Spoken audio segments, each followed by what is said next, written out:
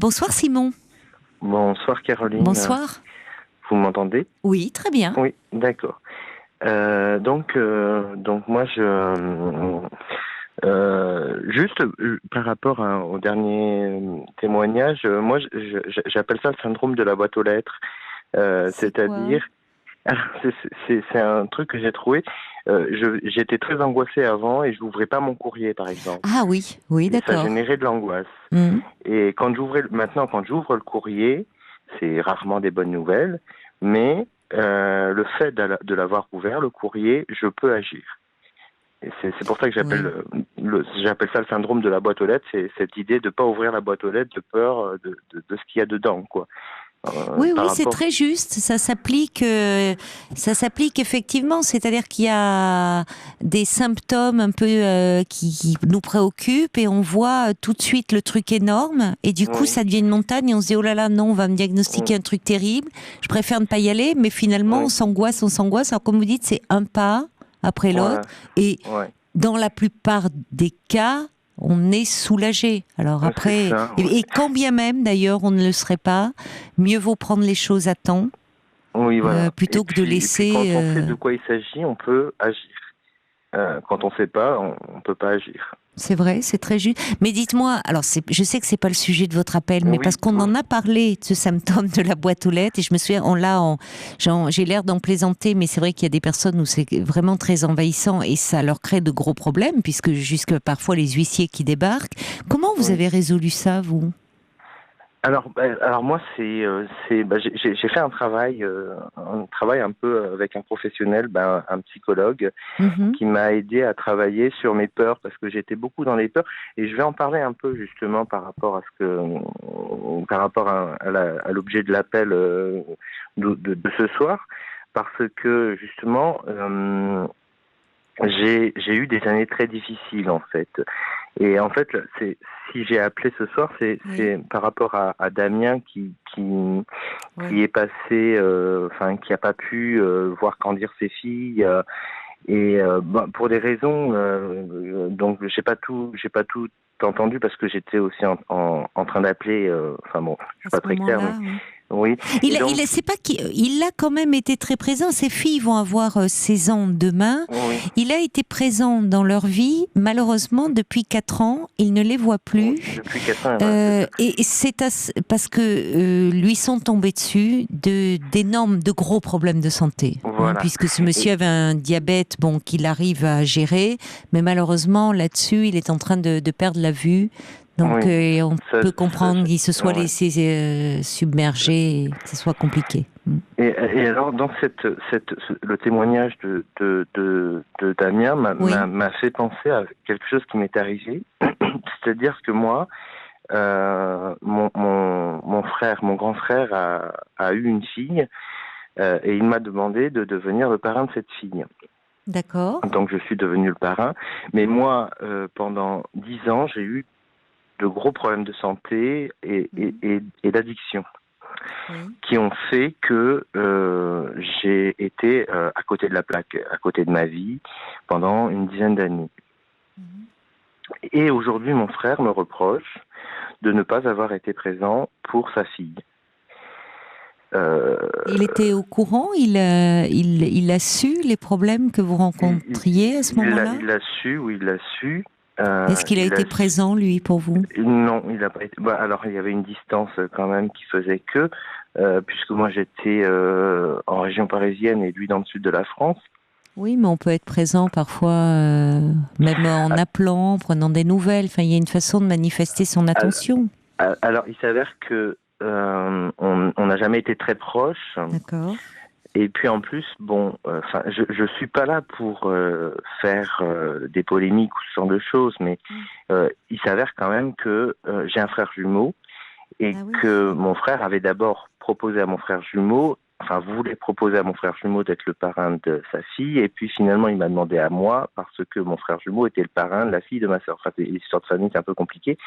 Enfin, Oui, mais c'est important. Non, non, c'est mais important. oui, C'était oui, comme vous l'avez vécu comme un deuxième choix.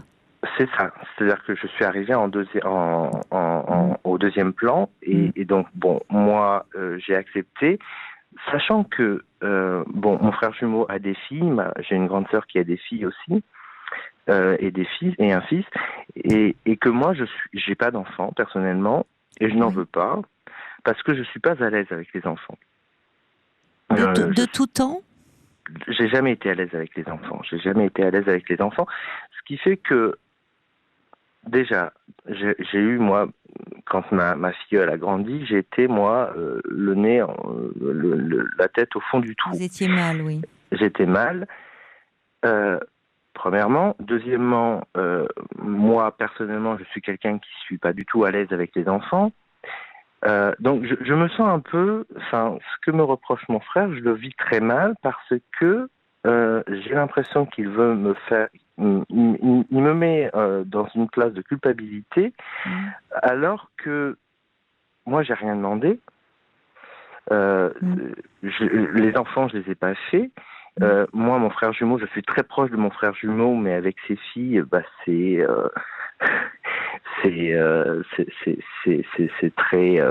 très froid. Enfin, c'est pas froid, c'est pas ça le mot. C'est très particulier parce Un que peu à j'ai pas le, distance, quoi. Vous n'avez pas voilà, il y a de la le. Et parce distance. que les enfants, c'est différent. Les bébés, les petits enfants, les De tout ados. âge. Alors, quand ils arrivent à un certain âge adolescent, ça commence à changer, moi, mon rapport avec Oui, les vous vous enfants, parce sentez que, plus à l'aise là. voilà, Voilà. moi, je suis plus à l'aise avec les adultes. Il faut qu'il y ait un Euh, échange, oui. Enfin, voilà. il y a un échange avec les enfants, mais qui n'est pas du Mm, même ordre.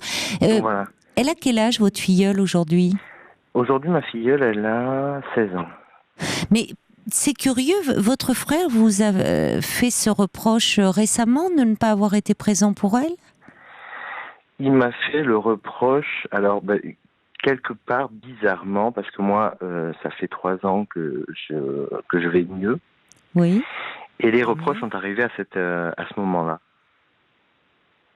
Oui, c'est C'est-à-dire, curieux parce que finalement, c'est pas votre filleule qui s'en plaint. non. Alors après, moi, je sais pas ce qui se passe là-bas, et il est probable qu'il lui ait monté le pourrichon, hein, pour parler un peu trivialement, mais contre moi. Mais qu'est-ce qu'il attendait de vous? Parce que c'est vrai qu'il y a dans certaines familles, la place du parrain est très investie. Dans Oui. d'autres, bon, c'est le parrain et la Alors, marraine parce qu'il faut en désigner un, mais on n'attend pas forcément un rôle précis.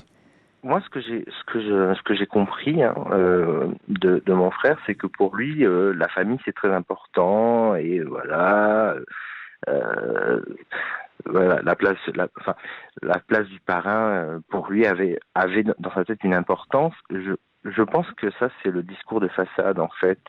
Ce que je ressens, hein, moi, c'est qu'il me reproche d'autres choses. Certainement, oui, oui, je suis d'accord Oui. avec vous. Et Se notamment, reproche en cache d'autres qu'il ose moins oui. dire. C'est plus facile d'aborder ce point-là. Comme vous dites, c'est culpabilisant, mais Oui. oui, vous pensez à Et, quoi, et selon vous? je pense par exemple, bon, déjà au fait que mes années de dépendance, d'addiction, malheureusement, j'ai fait souffrir autour de moi, et j'ai pu parfois être très souffrant pour mes parents. Euh, qui ont subi Qui se faisait mon beaucoup de alcoolisme soucis. pendant 10 ans, et qui se sont fait beaucoup de soucis, Mm. qui se sont inquiétés. Donc j'ai fait, alors, comme j'en ai discuté avec mon psychologue, c'est pas que j'ai fait souffrir mes parents, c'est que ma situation les a fait souffrir, ce Oui. qui n'est pas tout à fait la même Oui, chose. c'était pas Parce que, volontaire de votre part. voilà, Vous n'étiez pas dans voilà, une démarche par rapport à eux agressive. voilà. Vous étiez en vous-même perdu, en grande souffrance, et Mm. forcément vos parents se faisaient du souci. Mais c'est pas Voilà. la même Donc je chose. pense il y a eu de ça. Il y Mm. a eu aussi peut-être une partie de jalousie parce que euh, bon, j'ai pas envie de rentrer dans des polémiques, mais par exemple, mon frère jumeau et moi avons fait des études assez longues, et lui n'en a pas fait, mais lui il n'en a pas fait parce que quand on lui a donné le moyen d'en faire, il les a pas, il a pas sauté sur l'occasion. Il a pas étudié, donc mes parents n'allaient pas payer des études à quelqu'un Qui n'était pas motivé pour cela. voilà. Et donc, Mais ça peut créer une certaine rivalité avec vous, une certaine jalousie. Je pense que ça a créé de la jalousie et voilà. Et je suis mal avec ça parce que voilà, je me sens accusé de quelque chose dont j'ai l'impression de ne pas être responsable en fait. Quand je disais tout à l'heure, parce que bon, je les ai pas fait moi les enfants. C'est pas, je sais pas si vous voyez. C'était une période compliquée pour vous, l'enfance? Moi, l'enfance a été très heureuse. L'enfance a été très heureuse et l'addiction est arrivée parce que j'ai été loin de ma famille pendant. Enfin, je veux dire, pour finir mes études, je me suis éloigné de ma famille qui est très loin, qui est pas en métropole. D'accord. Et donc du coup, le changement, le choc des cultures, choc de plein de choses, ont fait que je me suis mis à déprimer. Moi, j'ai grandi dans un pays où il fait beau toute l'année. Il fait beau aussi en France métropolitaine, mais pas toute l'année. Toute l'année. Moi, je confirme, oui, ça c'est sûr, surtout avec l'hiver qu'on a eu, oui. Ouais. Et donc, bon, toute la solitude. Ça a été compliqué, oui, la séparation. On en parlait avec un jeune homme, d'ailleurs, hier soir, qui était venu du Maroc, lui. Et puis, ça a été très compliqué aussi, ces années-là d'études en France. Oui, c'est compliqué. C'était une période douloureuse. C'est là où vous avez plongé dans. C'est là où j'ai commencé à plonger dans les produits, dans l'addiction. Enfin, c'était l'alcool en particulier. Et donc, aujourd'hui, je vais mieux. Et il y a aussi, quand je parlais de jalousie, parce que ce frère, je ne veux pas dire son prénom, mais mon frère, je sens, parce que on ne se parle plus, parce que il en est même arrivé à m'insulter. C'était une logorée d'insultes par texto du jour au lendemain. Enfin bon, quelque chose de très violent. Et je crois qu'il va pas très bien. Enfin, je suis pas dans sa tête. Mais je crois son comportement tend à le faire penser. Oui. Tout d'un coup, vous bombardez de messages d'insultes. Oui, il va pas bien. Et je pense que c'est terrible ce que je vais dire, mais souvent, quand on est malheureux, on est content de voir qu'il y a plus malheureux que soi.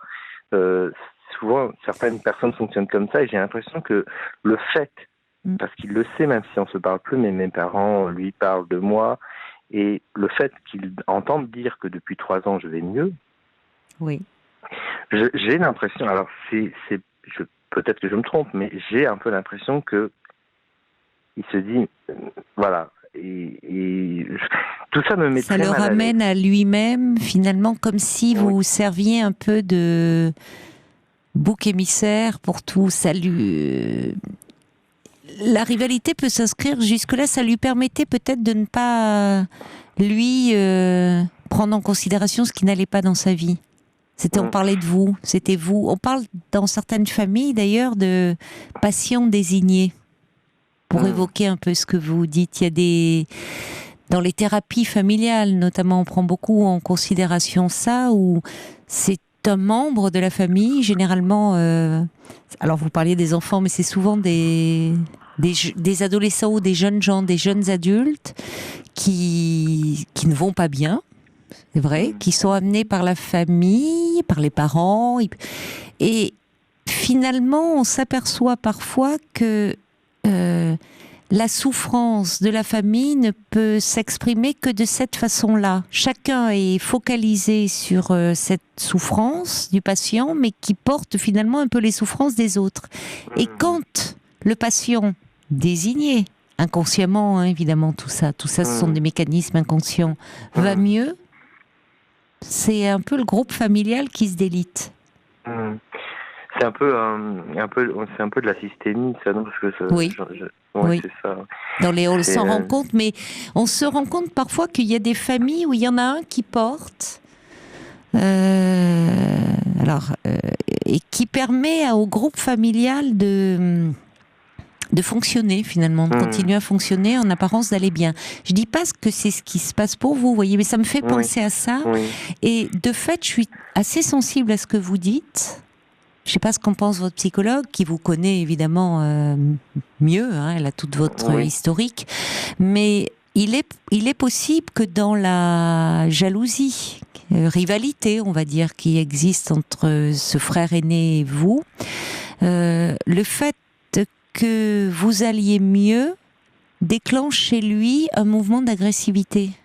C'est ça, c'est ce que je ressens. Ce qui ne veut pas dire qu'il ne vous aime pas, qu'il n'est pas attaché à vous d'ailleurs. Oui, mais je pense que, en plus, moi, je suis quelqu'un, bon, déjà dans la famille, on est très pudique dans les sentiments. Peut-être moi davantage dans la famille. Ce qui fait que peut-être que, oui, il ressent peut-être une carence à mon niveau, mais peut-être. Parlons de votre filleule. Pardon, je vous interromps. Parlons de votre filleule quand il vous dit que vous n'avez pas été présent pour elle. C'est peut-être de lui qui parle, peut-être de la projection, qui souffre peut-être que vous n'ayez pas été plus proche. Et du coup, ça m'attriste parce que ça m'attriste et ça me met très en colère.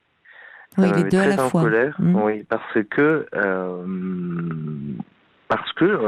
je me sens accusé de quelque chose, comme je l'ai dit tout à l'heure, dont j'ai l'impression de ne pas être coupable.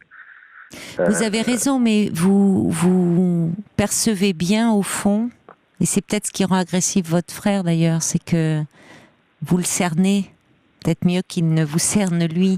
Vous percevez bien que derrière ce reproche, c'est d'autres choses qui vous est adressées. Oui, mais et alors là où il y a un blocage, c'est que moi je suis pas fermé parce qu'on est fâché là. Enfin, en tout cas, après ce qu'il m'a, ça fait 3 ans, hein, il m'a insulté. C'était il y a 3 ans. Vous ne lui avez pas répondu. Vous n'avez. C'est compliqué de répondre à un message d'insulte, mais enfin dire qu'est-ce qui se passe. J'ai l'impression que tu vas pas bien. J'ai essayé de comprendre. Oui. Et puis ça allait toujours dans le même sens. Donc à un moment, j'ai laissé tomber et j'ai dit, écoute, je crois que j'ai compris, avec un peu d'ironie et d'autodérision, j'ai dit, je crois que j'ai compris un peu le sens global de ta pensée, parce que ça faisait des dizaines de lignes d'insultes. Donc je dis, je crois que j'ai à peu près compris ce que tu voulais dire, donc on peut s'arrêter là. Oui, mais ça il a dû mal le prendre, évidemment, ça a dû accentuer encore son agressivité. Ils en disent quoi, vos parents, d'ailleurs, de ça? Mes parents sont très tristes de ça, surtout forcément. ma mère, parce qu'elle voudrait qu'on se réconcilie. Et moi, j'ai dit à ma mère, il n'y a pas de problème. Moi, je suis ouvert à une réconciliation, mais j'attends des excuses. Et ça va être compliqué. Elles vont peut-être pas venir d'emblée. Vous voyez, parce que je comprends, hein, mais j'ai l'impression que lui se sent peut-être dans son droit ou dans quelque chose d'une souffrance qu'il a exprimée de façon très agressive à votre égard, mais ça peut-être pas démarrer sur la base d'une excuse en premier. Il y a un pas qui doit être fait, et peut-être qu'aujourd'hui, vous allez bien, peut-être mieux que lui, que vous pouvez... je pense, oui. D'ailleurs, de toute façon, je peux le dire, mais il a aussi de son côté un problème d'addiction qui n'est pas réglé. Donc. Et votre frère jumeau, vous êtes proche de lui? Je suis très proche. Qu'est-ce qu'il en dit, lui, de votre relation là? Il est avec le frère aîné, ça se passe comment? Eh ben justement, c'est ça qui est terrible, c'est que depuis environ 1 an et demi, mon grand frère, mon frère aîné, s'est éloigné, même presque fâché. Enfin, en tout cas, c'est très éloigné de mon frère jumeau. Surtout, et ça s'est passé. Ça s'est passé à un moment où mon frère commençait aussi, lui, à prendre son envol vraiment dans la vie et à avoir des projets, réussir des concours et des choses comme ça.